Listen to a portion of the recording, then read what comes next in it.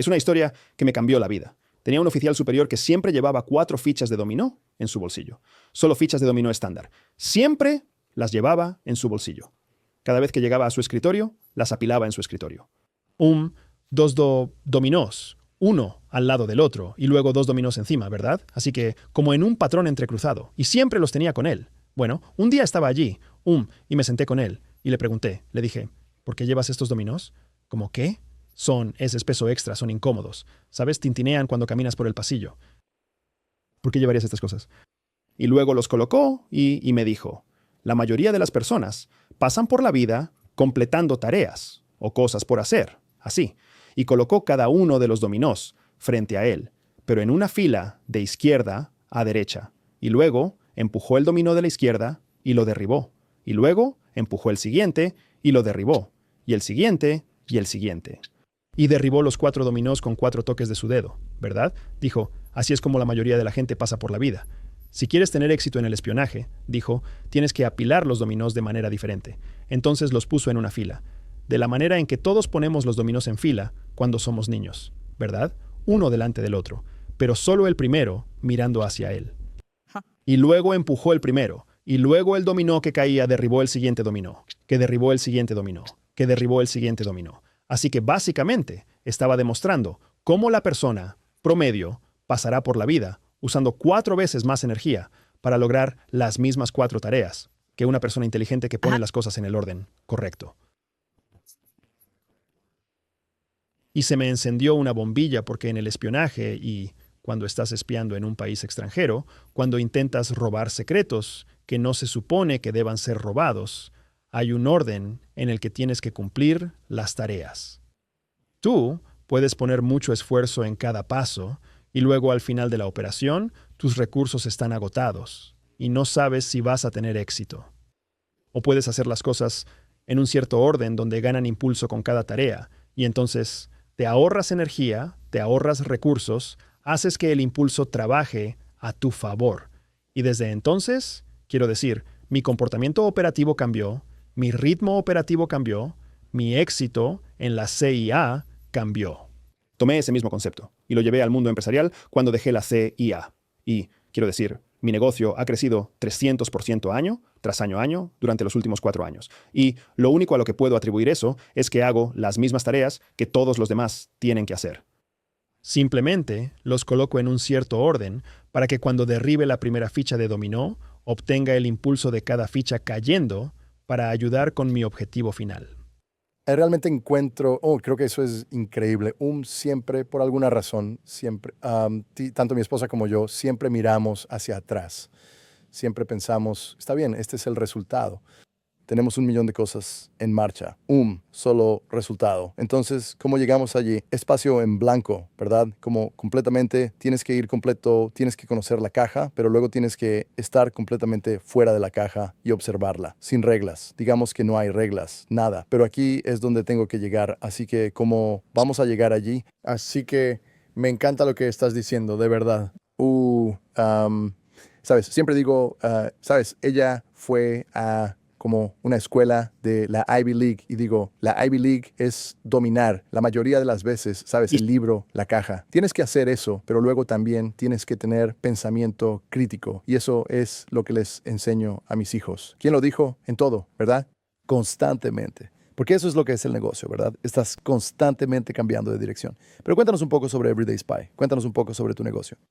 Sí, entonces, mi negocio, Everyday Spy, es mi misión personal, ¿verdad? Y nuestra misión es enseñar habilidades de espía que rompen barreras a cualquiera que esté dispuesto a aprender. Y me encanta esa misión porque es específica en que se aplica a cualquiera que esté dispuesto a aprender. Si no estás dispuesto a aprender, puedes irte al infierno. Si no te gustan las habilidades de espía, puedes irte al infierno. Si no tienes barreras que romper, entonces te estás mintiendo a ti mismo y puedes irte al infierno. No tengo tiempo para personas que no son parte de mi misión. Pero cuando se trata de romper barreras, la verdad es que todos tenemos tantas barreras en tantas áreas diferentes de nuestra vida que a menudo no nos detenemos a darnos cuenta de cómo están todas relacionadas. En un mundo encubierto, lo más peligroso de una operación encubierta no es la operación en sí. No es entrar y capturar a Osama Bin Laden. Esa no es la parte más peligrosa. No es el viaje en helicóptero bajo la oscuridad. No es el buceo submarino. No es ya sabes, no es el momento cuando te sientas con el señor de la guerra, en la mesa de la jirga. Esas cosas no son la parte más peligrosa. Es todo lo demás sobrevivir encubierto. Es el riesgo de firmar el nombre equivocado en un recibo cuando sales a cenar. Es el riesgo de que un taxista descubra tu dirección de casa. Es el riesgo de no atarte los zapatos de la manera adecuada. Y luego, cuando lo necesitas, se desatan y tropiezas. Ese es el tipo de cosas que son más peligrosas para nosotros, porque ensayamos la operación docenas y docenas y docenas de veces. Es increíble la cantidad de ensayos que se realizan para una operación en vivo, pero no hay ensayos para despertarse, bajar las escaleras, salir, hacer una llamada telefónica y tomar un Uber. No hay ensayos para eso. Entonces, la probabilidad de que cometas un error es mucho mayor en la vida cotidiana. Así que la CIA gasta 90% de su dinero y tiempo entrenando a sus operativos para manejar la vida cotidiana encubierta. Y gasta 10% de su dinero y tiempo entrenando a los oficiales encubiertos para operar realmente. Porque saben que el ensayo y la práctica y la memorización mecánica van a hacer que la operación sea un éxito. Pero esa persona va a morir, ya sabes, cruzando la calle en Corea porque no sabe mirar a ambos lados en el carril central, que es donde los autobuses pueden circular sin detenerse. Así que tienen que pasar todo este tiempo entrenándonos sobre la vida cotidiana. Y esas habilidades son las que transformaron mi carrera. Y luego esas son las habilidades que, cuando dejé la CIA, me sorprendió ver que la gente no sabía cómo conseguir una taza de café gratis. No sabes cómo negociar tu factura. No sabes cómo, ya sabes, hacer que alguien pase de estar a la defensiva a ser amigable.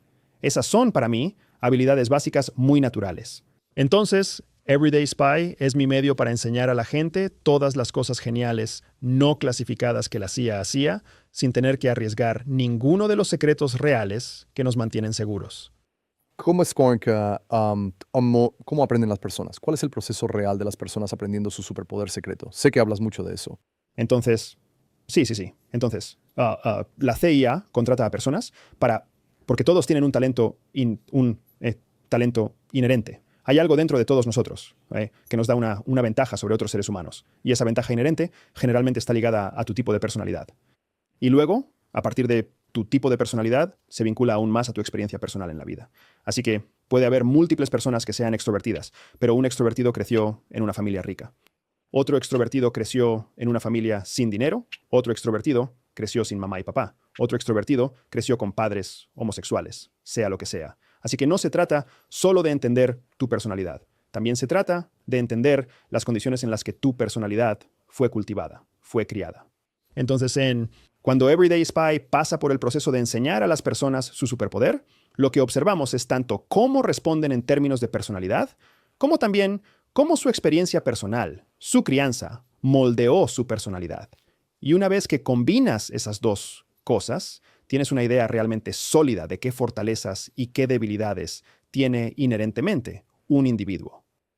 Y también hablas de que la gente debería dejar de vivir según las reglas de los demás, lo cual me encanta. Y eso creo que realmente requiere valentía. Quiero decir, en la sociedad, ¿cómo te sientes realmente cómodo siendo, supongo, tu verdadero yo?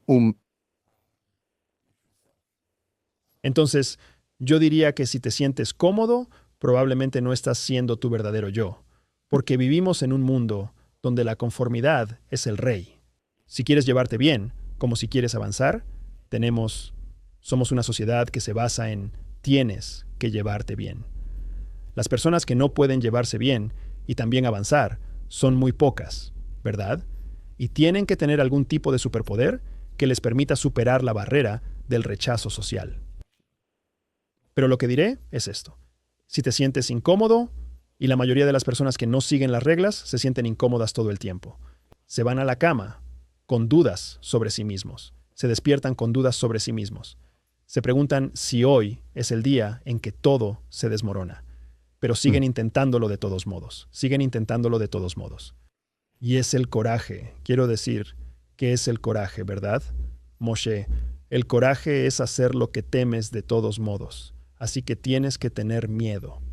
El miedo tiene que ser parte de la ecuación para que el coraje exista. Entonces, cuando la gente siente que mira a alguien y esa persona es intrépida y valiente, eso es, no puedes tener esas dos cosas al mismo tiempo. Esa persona tiene que tener miedo para ser valiente. La CIA cree que todas las personas nacen con un superpoder secreto de espía. Para algunas personas, eso significa que pueden cerrar tratos. Para otras, pueden detectar mentirosos. Algunos incluso pueden seducir amantes. Construí una prueba gratuita de 3 minutos para ayudarte a revelar exactamente cuál es tu superpoder secreto oculto. Todo lo que tienes que hacer es hacer clic en el enlace en la descripción a continuación, realizar la prueba y comenzar a usar tu superpoder de espía para estar por delante del 99% de las personas. Y lo que realmente estás viendo es a alguien que es capaz de tomar su miedo, reconocerlo, entenderlo y actuar de todos modos. Y eso es lo que hace a personas simplemente increíbles y heroicas. Entonces, estaba pensando en esto, Andy. ¿Cuál es un consejo práctico si estás conociendo a alguien por primera vez para como realmente saber más sobre ellos en cuanto al lenguaje corporal? Entonces, es genial. Así que el lenguaje corporal es algo que es súper útil, pero también puede ser engañoso. Entonces, lo primero que hay que entender es que hay dos formas básicas y rudimentarias de lenguaje corporal. Hay lenguaje abierto y lenguaje cerrado. Entonces, el lenguaje abierto es lo que eres ahora, Moshe. Tienes los brazos abiertos. Estás reclinado, pero tu pecho está expuesto. Tu rostro está expuesto. Tienes una sonrisa en la cara. Como un lenguaje corporal muy abierto. Abierto generalmente significa receptivo o curioso, pero luego el lenguaje corporal cerrado es cuando ves a personas con los brazos cruzados, o las manos juntas, o las piernas cruzadas, ¿verdad? O alguien que tiene el ceño fruncido o una mueca. Ese es lenguaje corporal cerrado. Eso significa que alguien es inherentemente sospechoso o está tratando de mantenerse distante. Si solo entiendes esas dos formas básicas y rudimentarias del lenguaje corporal, cuando ves lenguaje abierto, puedes inclinarte con preguntas más agresivas o más penetrantes. Cuando ves lenguaje cerrado, quieres hacer menos preguntas y en su lugar hablar más sobre ti mismo. Comparte más sobre tus pensamientos, tus sentimientos, tu visión del mundo, porque lo que necesitas hacer es romper su lenguaje corporal cerrado. Y si alguna vez has tenido ese momento en el que ves a alguien relajarse por algo que dijiste, ¿verdad? Como cuando dices, oh, soy un hombre temeroso de Dios, y de repente ves a la persona descruzar los brazos y sonreír. O dices, soy padre de 11, ¿verdad? Soy un papá de un ejército, y ves a alguien reírse y luego abrir los brazos. Como que tienes que romper ese lenguaje corporal cerrado. Pero lo que a menudo sucede es que la gente no lo entiende. Entonces ven el lenguaje corporal cerrado y comienzan a lanzar preguntas. Y no se dan cuenta de que lo que están haciendo es simplemente consolidar ese lenguaje corporal cerrado en su lugar. Tienes que abrir a la persona hablando de ti mismo y desarmándola. Sé que mucho del trabajo de consultoría que haces es como con los principales directores ejecutivos, empresas del Fortune 10, ¿verdad? De lo que hablaste en la introducción. ¿Cuál es como la verdadera, como si quitas las capas, cuál es el denominador común de ellos? Como, ¿qué está pasando realmente ahí? Porque ¿Sabes qué pasa? Millones y millones de dólares, ¿verdad? Sí. Lo fascinante es cuando empiezas a hablar con las personas que dirigen empresas de multibillones de dólares. Cuando empiezas a hablar con la élite de todo, todos son contratados. Todos trabajan para alguien más. Trabajan para una junta directiva, trabajan para un consejo de asesores, trabajan para un director ejecutivo que todavía está, ya sabes, supervisando las cosas. O trabajan para un propietario que supervisa al director ejecutivo.